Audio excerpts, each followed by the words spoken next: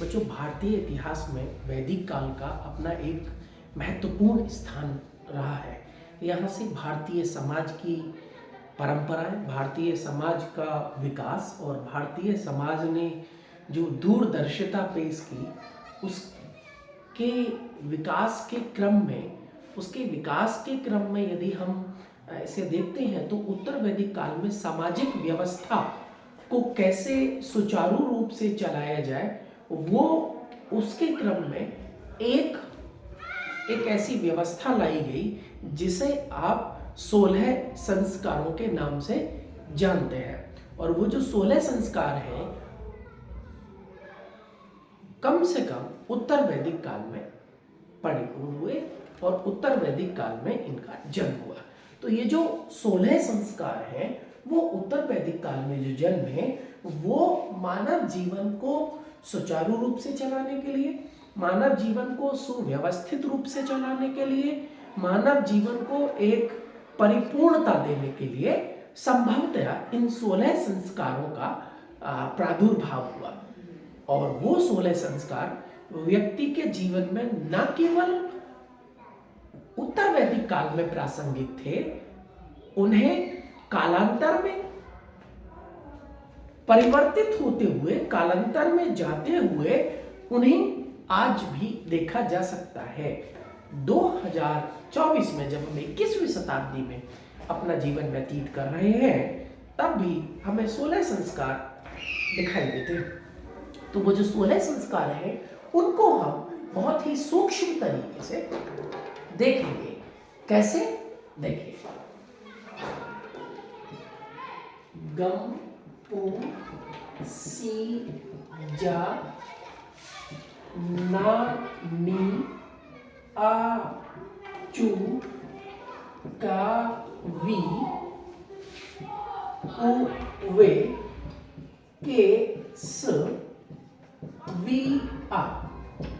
ये जो 16 संस्कार हैं, ये 16 संस्कार उत्तर वैदिक काल में जन्मे और इन्हें लाने के पीछे अलग अलग लोगों का, अलग अलग इतिहासकारों का, अलग अलग परंपराओं को मानने वालों का अलग अलग मतांतर है, अलग अलग बातें हैं। मगर हम उस पर ना जाते हुए एक कॉम्पिटिटिव की भावना से यदि देखें, एग्जाम के प्रोस्पेक्टिव में देखें, तो यहाँ से कभी चौथे नंबर का संस्कार पूछ लिया जाता है, या पूछ लिया जाता है कि इनमें से कौन सा संस्कार पहले आता है, कौन सा संस्कार बाद में आता है। मगर हम ये कहें कि इनकी प्रासंगिकता क्या है, तो हम इनकी प्रासंगिकता पर यदि चर्चा करने लगे, तो संभवतः हमको इनकी प्रासंगिकता पर चर्चा करने के लिए 3 क्लास चाहिए। और यदि आप लोगों को इनकी प्रासंगिकता पर, इनके प्रभाव पर, इनके समाज में देन पर यदि आपको परिचर्चा चाहिए, तो आप हमारे YouTube चैनल पर अपनी राय छोड़ सकते हैं, जिससे कि हम एक नई वीडियो इनकी प्रासंगिकता पर बना सकें। चलिए, खैर, अब हम बात करते हैं आगे। जैसे मैंने कहा, ये गर्भाधान है, ये पुशांतोनयन है, ये सीजाकरण है, ये सीजाकरण है, ये जातककरण है, ये नामकरण है, ये इसको निष्कर्मण के नाम से जाना जाता है, इसको अन्नाप्रशन के नाम से जाना जाता है, इसको चूणाकर्ण के नाम से जाना जाता है, इसको कर्ण भेदन के नाम से जाना जाता है, इसको विद्या आरंभ के नाम से जाना जाता है। मैं इनको दरअसल पहले भी लिख सकता था, किंतु इससे ये होता है कि हमने पहले से इनको लिख के रखा है। नहीं, हमको क्या आता है ये हमको बताना चाहिए। ये नहीं कि हमने पहले से लिख के रखा है और डिस्कस कर दिया। नहीं, हम जो भी अपनी क्लास स्टार्ट करेंगे वो 0 से ही स्टार्ट करेंगे, ताकि आपको ये ना लगे कि हमने पहले से किसी बुक से इसे टीप कर लिखा है। समझ लीजिए। फिर उसके बाद उपनयन संस्कार, फिर उसके बाद वेदा आरंभ, उसके बाद केशांतोने, उसके बाद समापवर्तन, उसके बाद विवाह, जिसे पाणी ग्रहण भी कहा जाता है, पाणी ग्रहण, पाणी ग्रहण। और इसमें एक संस्कार और है जो बड़ा संशय पैदा करता है, और वो है जनेऊ संस्कार। जनेऊ संस्कार, दरअसल इस पर भी हम एक विस्तृत चर्चा कर सकते हैं कि ये संस्कारों में आता है, नहीं आता है, अगर आता है तो क्यों आता है, अगर नहीं आता तो क्यों नहीं आता। हम इस पर भी एक विस्तार रूप से चर्चा कर सकते हैं। जनेऊ संस्कार पर ये विवाह के समय, विवाह के दौरान इस संस्कार को किया जाता है। अमूमन आज भी यह संस्कार बड़े तन्मयता के साथ निभाया जा रहा है। जनेऊ संस्कार, जनेऊ संस्कार का मतलब है वो जो विद्यार्थी जो विद्यादान कर रहा था वो अब विवाह योग्य हो गया है। उसके बाद एक और अंतिम होता है जिसे आप अंत्येष्टि कहते हैं। ये मुझे लगता है कि मनुष्य के जीवन में जब से वो गर्भ में आता है और गर्भ से लेकर और जब तक वह अपने प्राण को त्यागता है तब तक वह इन 16 संस्कारों से होकर गुजरता है, तब तक वो 16 संस्कारों से होकर गुजरता है। तो जरा हम एक एक संस्कार पर डिस्कशन कर लेते हैं। जरा देखिए, गर्भाधान, ये जब संस्कार जब होता है जब गर्भ में आते हैं, बच्चा जब गर्भ में आता है तो उसे गर्भाधान कहते हैं। उसके बाद गोद भराई भी कहा जाता है। ऐसे पुरुषांतों ने ये ऐसा माना जाता है कि जो काली छाया होती है, जो एक जिसे बुरी नजर कहा जाता है, उससे बचने के लिए इसे गोद भराई की जाती है। ऐसे ही जब महिला 8वें महीने में होती है, प्रेग्नेंट होती है, तो उसके बलाई उतारने के लिए, बलैया उतारने के लिए सीजाकरण लिया जाता है।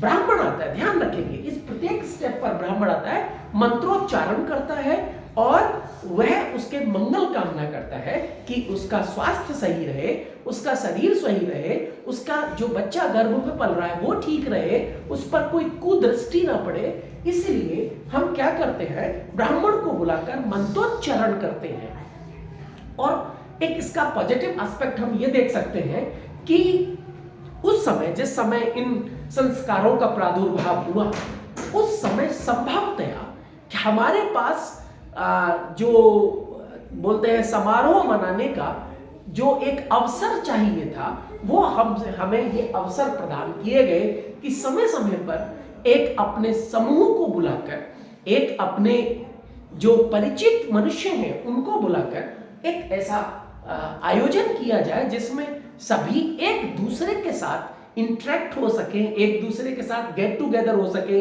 एक दूसरे के साथ मिल सकें, ताकि वो बहुत लंबे समय से जब ना मिले हो।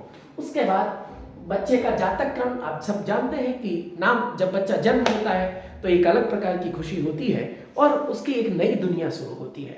उसके बाद नामकरण, जब उस बच्चे का नामकरण होता है, यहाँ भी ब्राह्मण को बुलाया जाता है, दान दिया जाता है। निष्कर्मण, अच्छा बच्चा जब पहली बार घर से बाहर निकलता है।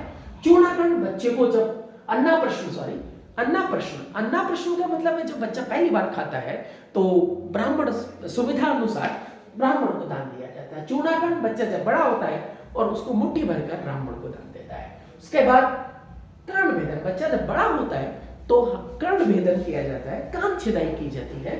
उसके बाद विद्यारंभ, उस बच्चे को स्कूलिंग के लिए भेजा जाता है। ध्यान रखेंगे, स्कूलिंग के लिए गुरुकुल में भेजा जाता है, किसी आश्रम में नहीं, गुरुकुल में भेजा जाता है। उसको स्कूलिंग शिक्षा दी जाती है, वेदों की शिक्षा नहीं, ध्यान रखेंगे।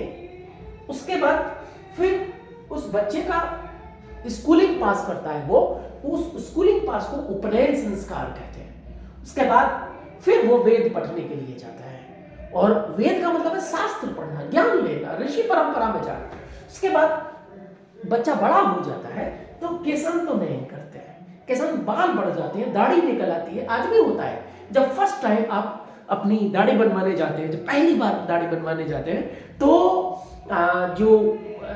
वो होता है, बार बार जो होता है वो जो आपके बालों को काटता है वो आपसे दक्षिणा मांगता है। क्यों? क्योंकि ये एक हमारा संस्कार है। उसके बाद समापवर्तन, अर्थात ऐसा माना जाता है कि वेद पाठ आपने जो है पास कर लिए, पढ़ लिए, अब आप अपने समापवर्तन की ओर जा रहे हैं, एक डिग्री प्राप्त करने की ओर जा रहे हैं। अब यदि आप डिग्री लेकर, यदि ये डिग्री ले लेते हैं, समापवर्तन करा लेते हैं, तो इसका मतलब आप विवाह पद्धति में जाएंगे, विवाह पद्धति में जाएंगे। और यदि नहीं कराते हैं तो आप विवाह पद्धति के लिए एलिजिबल नहीं है। तो ऐसी स्थिति में जब आप विवाह पद्धति के लिए एलिजिबल नहीं है, योग्य नहीं है, तो यहां आपको दो एक परिस्थितियां बनती हैं। और वो जो दो परिस्थितियां हैं वो नंबर 1, स्त्रियों के लिए उपाध्याया और पुरुषों के लिए उपाध्याय। ये दो प्रकार के लोग मिलते हैं। ये आजीवन विवाह किए बिना किसी दक्षिणा के ये वेदों की शिक्षा फ्री में मुफ्त में देते हैं। इनको कोई भी धन नहीं चाहिए, ये एक निःशुल्क वेद शिक्षा देते हैं। उसके बाद यदि कोई विवाह करा लेता है, जैसे हम लोग विवाह करा लिया, पठन पाठन करा रहे हैं, हमारा पाणी ग्रहण संस्कार हो गया, तो या कोई भी जो भारत में पाणी ग्रहण संस्कार कराए हुए हैं, उसको आप आचार्य पद्धति में लेके आते हैं। अर्थात जो आचार्य पद्धति है, जो आचार्य शब्द आया, ये यहाँ का आचार्य शब्द है। और यदि ये आचार्य शब्द यहाँ का है, तो फिर स्त्रियों को क्या कहा जाता है? तो स्त्रियों को कहा जाता है आचार्य।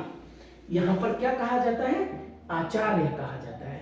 और यदि आचार्य की बात हम करते हैं, तो फिर एक और आता है विवाह के बाद में अंत्येष्टि, जो 16वें संस्कार है, जो 16 संस्कारों में अंतिम संस्कार कहा जाता है, वो कहा जाता है अंत्येष्टि।